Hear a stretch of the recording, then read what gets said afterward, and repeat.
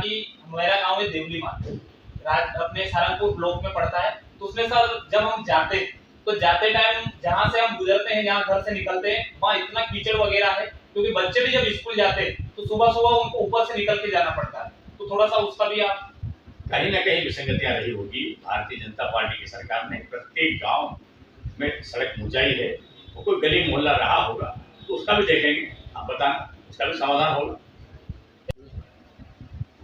नमस्कार दर्शकों, आप देख रहे हैं तेजस यूट्यूब चैनल। मैं हूं रामेश्वर, मेरे साथ देव पंडित कैमरामैन। दर्शकों, आज हम आए हुए हैं पचोर। तो पचोर से हमारे साथ सम्माननीय सर जुड़े हुए हैं, श्री रोडमल जी नागर, सांसद महोदय राजगढ़ से। तो हम उनसे जो विधानसभा चुनाव आने वाले हैं मध्य प्रदेश में, उनसे संबंधित बातें करेंगे। तो हमारे साथ आप वीडियो के अंत तक बने रहिए, और वीडियो में नए हो तो चैनल को जरूर सब्सक्राइब करें। सर नमस्कार। जी नमस्कार। नमस्कार सर, स्वागत है आपका हमारे यूट्यूब चैनल तेजस पर। सर, आपके मार्गदर्शन से जब मैं पिछली बार आपसे मिला था राजगढ़, आपका मैंने जब इंटरव्यू लिया था, उसके बाद मैंने लगातार राजगढ़ के जितने भी यानी कि 73 गांव की यात्रा की, तो उनके माध्यम से मुझे पता चला है कि आपके संसदीय क्षेत्र राजगढ़ जिले में आपका जो संसदीय क्षेत्र है उसमें आपके कार्य से आपकी पहचान है। तो सर, जैसे आपने बहुत सारी योजनाएं भी चलाई है, और बड़े बड़े जो किसानों को 2 सौगात दी है, कुंडालिया डैम और मोहनपुरा डैम, इसके माध्यम से किसानों को बहुत सारा फायदा हुआ है। तो राजगढ़ क्षेत्र में और ऐसी कौन सी आप योजना लाना चाहते हैं जिससे किसान और ज्यादा लाभान्वित? देखिए, एक तो ये है कि ये काम कोई मैंने नहीं किए हैं, ये मेरी अपनी सरकार ने किए, भारतीय जनता पार्टी की सरकार ने काम किए। और भारतीय जनता पार्टी की सरकार ने जो काम किए हैं, जो चल रहे हैं, इनको पूरे करना, चाक चौबंद करना, हर खेत में पानी पहुंचाना, हर घर में नल का कनेक्शन पहुंचाना, जो योजनाएं अधूरी है, जिनका काम चल रहा है, जिनका समय सीमा में, उसकी समय सीमा थोड़ी सी निकल भी चुकी है, पर काम बहुत बड़ा था और बहुत बड़ा काम था, और इसलिए स्वाभाविक है कि उसमें कुछ समय लगा।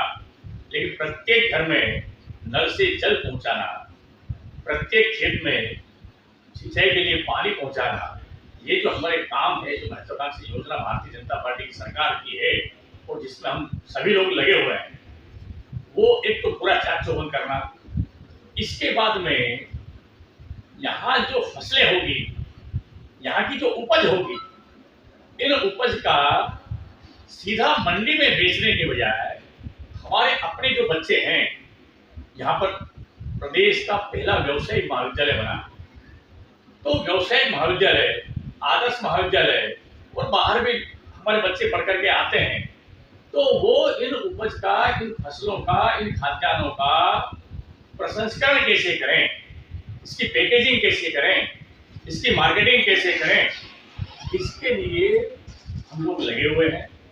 यहाँ पर अच्छे उद्योग, अच्छे प्रसंस्करण के केंद्र ये और खुले हैं, सब्जी के लिए, फलों के लिए, बागवानी के लिए, मसालों के लिए, किसान खेती करने के लिए कैसे आतुर हो, इसका भी हम निरंतर प्रयास कर रहे हैं। Thank you sir. अगला सवाल मेरा ये था सर, विधानसभा चुनाव आने वाले हैं, भारतीय जनता पार्टी ने राजगढ़ जिले की जो तहसीलें हैं उनमें भी अपने कैंडिडेट उतार दिए, जैसे दूसरी लिस्ट आ गई है, तीसरी लिस्ट का भी इंतजार है। तो कहीं ना कहीं देखने में ये मिल रहा है कि भारतीय जनता पार्टी जो है डरी हुई, जैसे ऐसा लग रहा है कि कुछ तहसीलों में ऐसे भी यानी कि प्रत्याशी उतारे हैं जैसे केंद्र के जो मंत्री थे उनको भी। तो ऐसा क्यों सर? देखिए, भारतीय जनता पार्टी कोई डरी हुई नहीं है।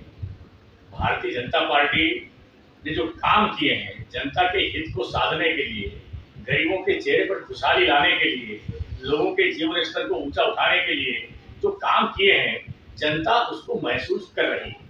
रहा सवाल चेहरे का, तो हमारे पास चेहरे हैं, हमारे पास चेहरे हैं, हमारे पास कार्यकर्ता हैं, एक से एक कार्यकर्ता हैं, और इसलिए उनको किसी भी राजनीतिक पार्टी का बड़ा लक्ष्य होता है उसका अपना चुनाव में जीत, और इसलिए उसकी झोली में जो अपने अपने कार्यकर्ता होंगे उनको वहां पर दाव पर लगा दिए, उनको लगा दिए, जितने जीत हमारा लक्ष्य है। उसलिए हमारे पास इतने बड़े बड़े नेता और कार्यकर्ता हैं, जैसे कि आपको लग रहा है, तो हैं, वो होते हैं, वो चुनाव लड़ेंगे, क्या करेंगे, चुनाव लड़ाएगी पार्टी उनको।